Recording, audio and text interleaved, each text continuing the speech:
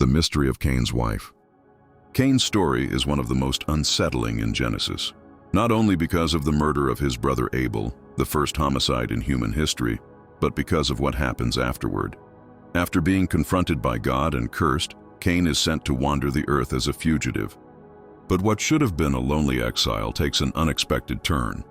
The biblical text says that Cain departed from the presence of the Lord, lived in the land of Nod, east of Eden, and there he knew his wife, and she conceived and bore Enoch. And so, the big question arises: where did this woman come from? If one follows the biblical account closely, up to that point only 4 human beings are mentioned: Adam, Eve, Cain, and Abel, who is already dead. No other births are recorded. No daughters, nieces, or parallel generations are mentioned. Yet suddenly, a woman appears, not only existing but of childbearing age, ready to start a family with Cain. The Bible does not explain her origin, reveal her name, or offer any detail about her lineage. Her presence is treated as an assumed fact, as if the reader already knows there are more people. But we don't know. And that silence, that gap between the lines, has sparked centuries of theological debate, historical speculation, and spiritual fascination. The most traditional interpretation is that Cain's wife was one of his sisters. Genesis 5:4 says that Adam begot sons and daughters, which opens the door to the possibility that, although the text does not name them, Adam and Eve had many daughters, and Cain took one of them as his wife. In ancient times, according to this theory, incest was not morally problematic, since humanity was still in its earliest days, and genetic degeneration did not yet exist to make it risky or condemnable. But even this explanation, while logical from a literal biblical perspective, raises deep questions. How did that sister reach the land of Nod? Did she leave with Cain? Was she already living there? And if she was his sister, why doesn't the text identify her more clearly, as it does with other key women in Scripture? Another line of thought goes much further. Some scholars, especially in mystical, Gnostic, or extra-biblical circles, propose that Cain's wife was not a daughter of Adam and Eve, but a member of another human lineage. This is where the theory of pre-Adamic peoples comes in. According to this hypothesis, God created human beings before Adam, or apart from him, and these people lived in parts of the world beyond Eden. Adam, then, would not be the first biological human, but the first spiritually conscious man, the first to receive the direct breath of God, the first to fully carry his image. Cain, after being cast out from the divine realm, would have encountered this other human group, a parallel humanity forgotten by the official narrative of Genesis, but not necessarily non-existent. This idea, though controversial, echoes through many ancient traditions. In Sumerian, Egyptian, and even Hindu cultures, there are stories of prior eras, of generations of first men different from today's. In Jewish mythology, there are fragmentary records of human beings who existed before the biblical Adam. Creatures who were created, failed, or were simply left out of the sacred story. Some have even connected Cain's wife to Lilith, the dark figure from Hebrew folklore who, according to certain sources, was Adam's first wife before Eve, created from the same dust, but who rebelled and was exiled. Lilith is said to have produced offspring with supernatural entities and founded an alternative lineage scattered throughout the margins of the world. Could Cain have taken a descendant of that line as his wife? What's unsettling about this hypothesis is not only its theological boldness, but how well it fits the biblical silences. If Cain's wife came from another lineage, that would explain why the text doesn't name her, because she wasn't part of the divine plan for the redemptive lineage. Her existence, though real, was not meant to be central to the spiritual narrative, and yet her impact was enormous. From her union with Cain came Enoch, and from him, a line of descendants including musicians, metalworkers, builders, and creators of the first human cities. A civilizing lineage, but also one estranged from the presence of God. Cain's wife thus becomes more than just a wife. She is a bridge between worlds, a link between Eden's lineage and the inhabitants of oblivion. Her existence suggests that Cain, in being exiled, was not sentenced to solitude, but to mix with the others, with those outside the covenant, outside the divine image, but still human. And if that mixture happened, then humanity, as we know it, is more complex, more hybrid, and older than we imagine. Here begins a chain of questions no attentive reader can ignore. Who was this woman really? What inheritance did she carry? Was she simply an unnamed human or a key piece of a parallel lineage? What kind of knowledge, culture, or spiritual practices did she bring to Cain's family? Because after her, we're no longer talking about wandering hunters, but about musicians, metal workers, and city founders. Something changed. Something new entered the story. The mystery of Cain's wife is the threshold to many other mysteries. It is a crack in the narrative that, if explored attentively, reveals a universe of possibilities. The existence of earlier civilizations, forgotten human lineages, divine editorial decisions about what to include and what not to. She is a nameless figure, representing all that is unwritten, all that the Bible chose to leave in shadow, but not in silence. The lineage of Cain and the first cities, wisdom inherited from another world. When Cain is mentioned, the first thing that comes to mind is fratricide, Cain killing Abel out of jealousy and then being condemned to wander, marked by God so that no one would kill him. However, the biblical narrative doesn't end there. After being cursed and cast out from the presence of the Lord, Cain does something unexpected. He founds a city. In a world where supposedly only a handful of humans existed on earth, how was Cain able to build a city? Genesis 4:17 tells us, Cain knew his wife, and she conceived and bore Enoch. And he built a city, and named the city after the name of his son, Enoch. Not only did he have descendants, but he also built a city. But for whom? Here lies one of Genesis's great mysteries. The founding of a city implies organization, planning, resources, and inhabitants. A single family does not need a city. A city is a center of civilization. Where did these people come from? How can such early cultural advancements be explained? One possibility is that Cain was not as alone as we think. If we take Genesis 5:4 into account, where we're told that Adam lived 800 more years after fathering Seth and had many sons and daughters, it's plausible that over time, the human population grew exponentially. But there's a problem. Cain's lineage seems too advanced for the few centuries that had passed. Let's look at Cain's descendants. Enoch, his son, gave his name to the first city. Irad, Mehujael, and Methushael follow in the genealogy. Then comes Lamech, the first recorded polygamist and father of 3 notable sons. Jabal, father of those who dwell in tents and raise livestock. Jubal, father of all who play the harp and flute. And tubal-cain, master of every craftsman in bronze and iron. These figures, though briefly mentioned, represent the foundations of human civilization, animal husbandry, music, metallurgy. But how could they have developed such sophisticated skills in such a short time, in a world without schools, without recorded history, without previous generations to teach them? Where did this knowledge come from? How is it that Cain's line, marked by exile and judgment, became the incubator of early human progress? This is where many interpretations converge on the same disturbing idea. Cain and his descendants may have received external help. Texts like the Book of Enoch and other ancient traditions speak of celestial beings who descended to earth and imparted forbidden knowledge to humans. The Watchers, as they are called, taught humans secrets about astronomy, writing, medicine, magic, and especially metallurgy. Isn't it curious that one of Cain's descendants, Tubal-cain, is described as the master of metalwork? Coincidence? Hardly. Jewish tradition and some apocryphal writings suggest that the technological knowledge of Cain's descendants was not human in origin, but came from these fallen angels, beings who broke their heavenly covenant and decided to reveal knowledge that was not yet meant to be known. What was a transgression for them became a quantum leap in advancement for humanity. But not all progress is a blessing.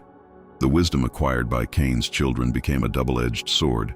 Just like in ancient legends where Prometheus steals fire from the gods and is punished for it, Cain's descendants gained access to powerful tools before having the spiritual maturity to use them properly. The result? Violence, corruption, arrogance, and ultimately, the flood. Some claim that these advancements not only prefigured civilization, but also explain the emergence of highly developed cultures at times that academic history still cannot account for.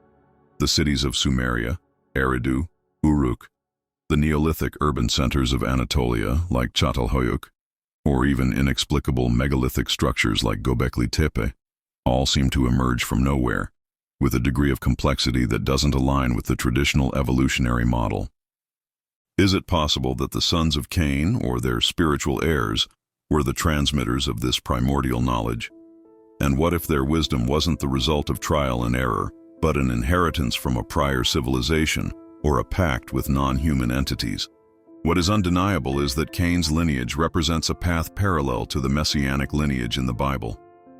While the descendants of Seth maintained communion with God, Cain's descendants advanced in knowledge, in power, in art, but drifted away from the divine purpose. They are the image of a humanity brilliant on the outside but darkened on the inside. The city of Enoch thus becomes the first symbol of a godless human civilization, a culture founded in spiritual exile, self-sufficiency, and knowledge without redemption. It is no coincidence that later Babel follows the same pattern: technology, architecture, a desire for greatness, but open rebellion against heaven. And that's why judgment came, because knowledge that does not glorify God eventually becomes a tool for destruction. By viewing this story from a broader perspective, we can understand why Genesis gives so little space to Cain's lineage. It's not neglect, it's a warning. Because the real story is not about their names, but what they represented: a humanity that tried to replace communion with the Creator with the conquest of the world. Today, that warning is still valid, because the spirit of Cain did not die.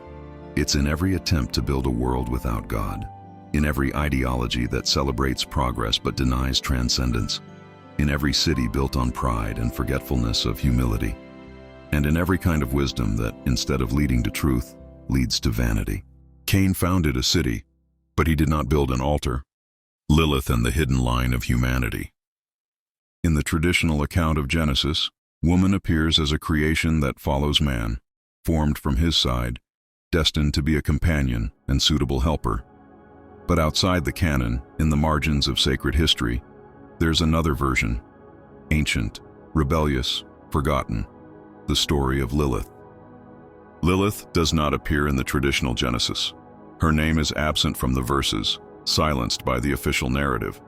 However, her figure has survived through the centuries in apocryphal texts, Jewish myths, Kabbalistic writings, and popular legends. She's mentioned in the alphabet of Ben Sira, a medieval text based on older oral traditions, and is symbolically hinted at in ancient Mesopotamian texts where she appears as a wind spirit or a demonic figure. But who was she really? According to these sources, Lilith was Adam's first wife, created from the same dust as he, equal in essence, without subordination. But when Adam tried to impose authority over her, Lilith rebelled. She refused to be dominated or to submit. She uttered God's secret name and left Eden by her own will. In that moment, she wasn't expelled, she chose exile. And from that decision, something tremendous was born: the other humanity.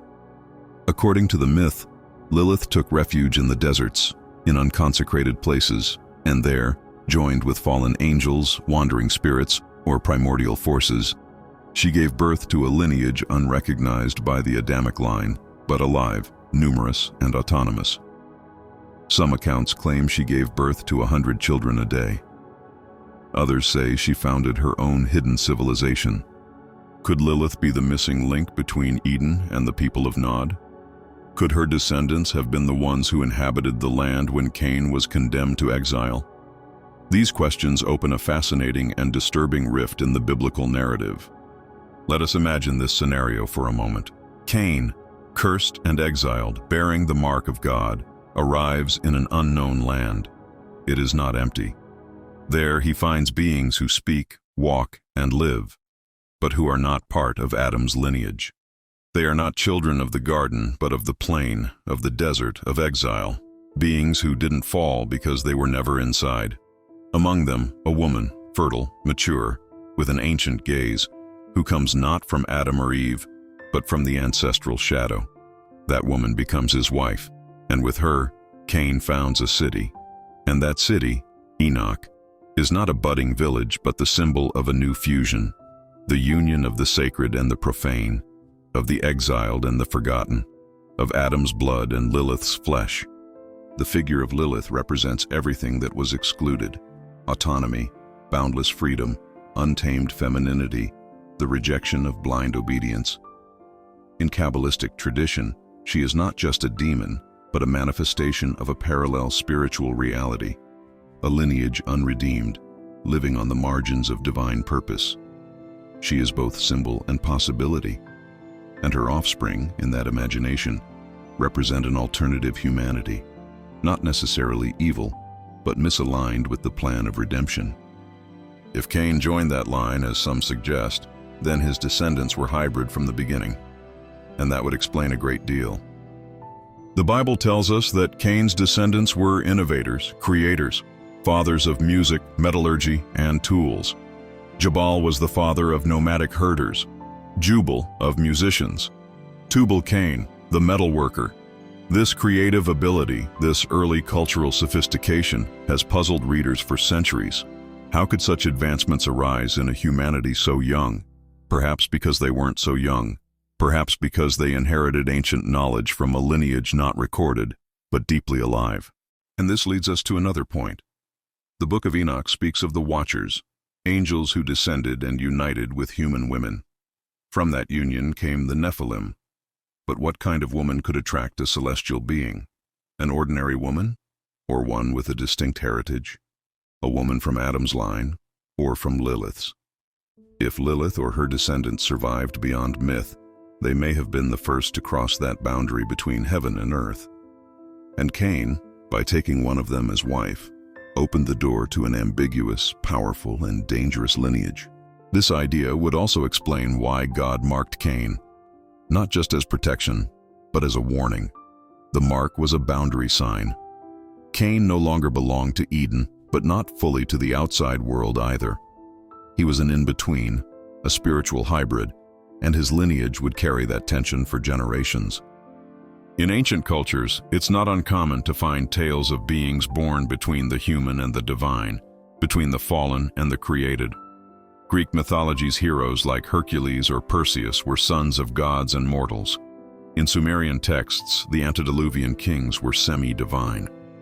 Are these legends echoes of a pre-flood reality, a time when the boundaries between lineages were more blurred? Lilith, then, is not just a feminist myth or a medieval demon. She's a symbol of what the Bible does not narrate, but still pulses between its lines. She represents a humanity that existed parallel to Eden's, not redeemed because it did not fall, not saved because it was not created for that purpose. And Cain, by uniting with her, sealed an unwritten alliance, a silent fork in human history. And it's possible that line still exists. Not visible, not traceable through genealogies, but alive in the mythic memory of cultures, in forbidden names, in ancient cities with no clear origin, in the unexplained technologies of early times. Lilith, the forgotten wife, the woman outside Eden. If there's a name that evokes a mix of fascination, fear, and mystery in the Hebrew tradition, it's Lilith. Although her absence from the canonical text seems absolute, her figure remains alive in rabbinical commentaries, in the Kabbalah, in apocryphal texts, and above all, in the oral tradition that refused to disappear. Lilith is more than a forgotten character. She's a symbol of what was left out of the official account, a shadow pointing to a parallel story, ignored by the sacred narrative but impossible to erase from humanity's spiritual subconscious. The most widespread legend about Lilith claims that she was Adam's first wife, created from the same dust as he was, unlike Eve, who was formed from his rib. This detail is not minor. Lilith was not derived, she was equal, and that equality became her condemnation. According to the text known as the Alphabet of Ben Sira, Lilith rebelled against Adam by refusing to submit to him, claiming equal dignity and shared authority over her body and soul. When rejected, Lilith left Eden of her own will, something no other character did. She was the first to say no to paradise. Here the enigma begins. If Lilith existed before Eve and was Adam's first companion, why is she not mentioned in Genesis? Was she deliberately removed from the narrative for theological reasons? Did she represent an idea the biblical text chose not to preserve? An autonomous, powerful woman, not subject to the obedience framework? The Kabbalists and some medieval esoteric writings assert that after leaving Eden, Lilith neither died nor disappeared, but settled in the deserts and desolate regions, becoming the mother of countless creatures. Some traditions describe her as a demon, others as a wandering spirit, but all agree she was fertile, prolific, and gave birth to beings radically different from Adam's line. And here the story connects with Cain, because when he is condemned to wander for killing his brother and leaves the presence of God, we are told he goes to dwell in the land of Nod. There he meets a woman and fathers his son Enoch with her. But the Bible doesn't say who that woman was, where she came from, or what her lineage was. What if that woman was a descendant of Lilith? What if Nod was not just a geographic land, but the spiritual domain of Lilith's children, those who never knew Eden because their lineage was born outside it? This would explain why Cain feared others might kill him. Who were those others, if supposedly only his family existed? Perhaps Lilith's descendants already populated the world's margins, far from the garden, in a parallel humanity that lived outside the Edenic blessing, but with full self-awareness. Some mystical texts claim that Lilith united with fallen angels, or even unidentified spiritual beings, giving rise to a hybrid race, endowed with knowledge that did not come from Adam. These children would have developed their own cultures, with rituals, symbols, and ancestral wisdom never integrated into the official story, but whose traces are found in legends and ancient ruins. Tradition attributes to Lilith an almost prophetic power. She was free, not out of blind rebellion, but through conscious choice. Her refusal to live under human dominion made her a figure of spiritual resistance. And if we accept that her descendants were part of early humanity, then we must consider that human history is older and more complex than Genesis 2 and 3 reveal. This hidden lineage could explain why Cain and his descendants appear so advanced. While Seth's line shows slow progress, centered on spirituality and communion with God, Cain's line seems ahead of its time. They create musical instruments, master metals, found cities. Where did all that knowledge come from if they were only a few generations from creation? Could it be that Lilith or her children were the transmitters of that wisdom? And here a deep parallel arises with Babylonian, Sumerian, and Egyptian traditions. In nearly all of them, the first civilizations emerge with the help of mysterious beings, gods, demigods, sages, or fallen entities who taught humans the secrets of life, architecture, writing, and fire. Could these legends be more than myths, echoes of a real history that was silenced? Lilith's figure has been demonized, reinterpreted, reclaimed, and feared. In the Middle Ages, she was seen as a threat to newborns. In the Kabbalah, as the mother of demons. In modern thought, as a symbol of female power and spiritual autonomy. But beyond interpretations, Lilith embodies a lost narrative, a story that didn't make it into the biblical canon, yet never stopped echoing through collective memory. If Cain's wife didn't come from Eve but from Lilith, then Cain not only founded a city, he merged two humanities, Edens and exiles. And that fusion may have given rise to an ambiguous, powerful lineage, capable of building and destroying, creating art and violence, developing technology and provoking corruption, a hybrid humanity, born from shadow and blood. It's no coincidence that the Bible abruptly ends Cain's lineage with the flood, as if that line had reached a point of no return. But the echoes remain, and perhaps Lilith, the forgotten woman, was not the end of anything, but the beginning of a story never told.